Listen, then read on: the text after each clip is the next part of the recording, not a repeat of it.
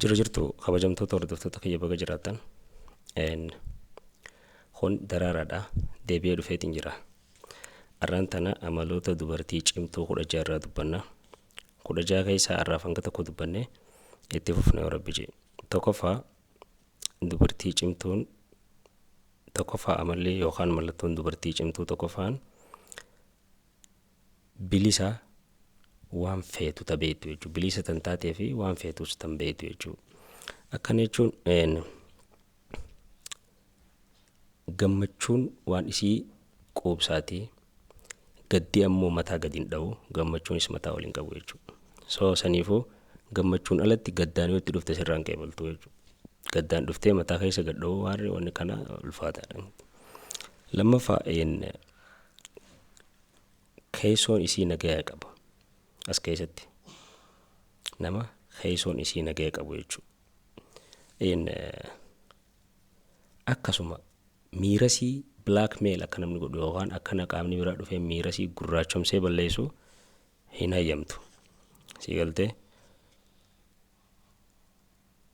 ammallee waan isiin hin feene dirqamaan manipulate gootee waan tokkotti naquu tasan dandeessu jechuudha. Siin hayyamtu manipulate godhuu tan dandeenye dirqamaan waan lubbuun hin feene akka gootu tan fudhanne jechuudha. Ammallee lammaffaan tasgabbooytu jechuudha. Tasgabbooytu yeroo jennu jarjartee murtii gowwaa murteessuurraa if qusattu jechuudha. Si galtee yeroo gahaa kannuufi murtiidhaaf yeroo gahaa kanniti. Akkasuma jireenya kana keessa bu'aa bahiin akka jirtu, yeroon ol kaatu, yeroon gatteessu akka jirtu already itti amantii jechuudha. Jireenyi kuni constantly jijjiiramaa akka deemu beekumsa already hubachuu yookaan hubannoo waan qabduuf tasgabbiidhaan waan murteessu irratti murtii goote jechuudha. Kana jechuun jireenyi kun jijjiiramaa akka ta'e, yeroo takka ol, yeroo takka gad akka ta'e, jireenya keessa gaddaa fi gammachuun akka jirtu sammuu isii amansiiftee hin jirtu jechuudha. Miira isii kana namootaan miidhuuf yookaan namoota miidhamerraa fiiguudhaaniif irraa dheessuudhaaf hin fayyadamtu. Miira isii namaan gargaaruuf, namaan mararfachuuf fayyadamti jechuudha. Miirri isii eenyummaa isii hasobaa sanitti hin geessu, eenyummaa isii dhugaa san mul'isa.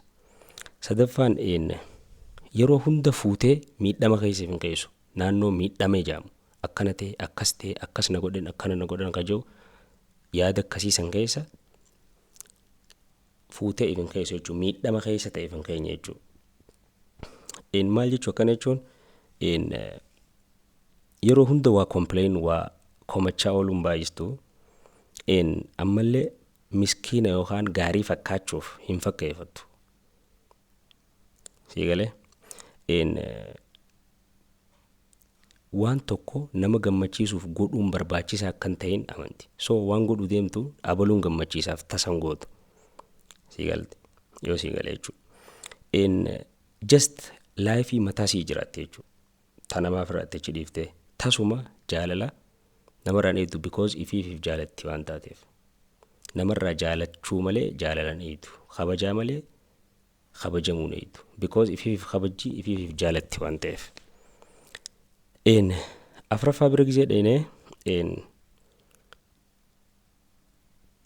addunyaa mataasii yookaan environmentii tokko kan mataasii iftaatee jiraatte jechuudha. Uummattee keessa jiraatte. Akkana jechuun ati iftaatee akka hin jiraanne dhiibbaa maatiitii jira, dhiibbaa adda hiriyaatii jira, dhiibbaa barsiisaa, dhiibbaa barsiiftuu, dhiibbaalee namoota adda addaatitu jira.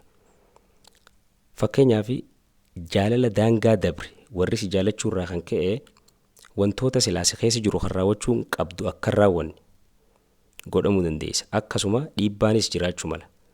Wantoota gaafa daa'imummaa sii godhuu dadhabde hegeree deebitee akka gootu ifitti amantummaa guutuu qabdi jechuudha. So kanaaf addunyaa sii uummattee iftaatee addunyaa sii san keessa tan jiraattu jechuudha. Si galte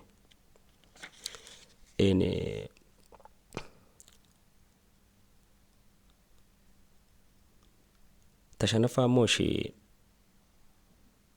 never scared tasuman sodaattu. Maal hin sodaanne miirasii yookaan fedhiisii ibsachuu hin sodaattu. Keessoosiitti waan itti dhagahamu ibsachuu hin sodaattu jechuudha. Akkasuma saaxilamummaa sodaattu. Kana jechuun ifitti amantummaa iftaatee jiraachuu kan qabdu jechuudha. Akkasuma miidhamtee fakkeenyaaf wanni miidhu yoo jiraatu taate miidhamuu san hin sodaattu. Miidhama akkasiitiif hin saaxilama. Kanaaf hin saaxilama jettee waan akka hin sodaanne. Akkasuma bu'aa bahii rakkoo dhandhama laalaa dhandhama adda addaa jireenya keessatti itti dhufu dura dhaabbattee laalaa san dhandhamtee keessa baatee cabsutti tan sodaanne jechuu sii galtee yoon waan kana deeme rakkoo akkasiitiin dhufu waan akkanaatiif hin saaxilama jettee hedduun rakkattu jechuudha. Cabsiteetti deemuu taate malee. Akkasuma sodaa qaanyii miira yakkaa miira sodaa miira qaanyii kana yeroo booda daangaatti godhuu dandeessi jechuudha. Sii galtee ammallee iftuulummaa achi keessee hanqina yookaan dadhabina sii fudhachuun fooyyeeffattee dandeetii itti fufuutu qabdii. Arraaf shanan kanaan qaba. Katti aanu itti fufna yoo Rabbi jee. Galatooma nagaan jiraadhaa.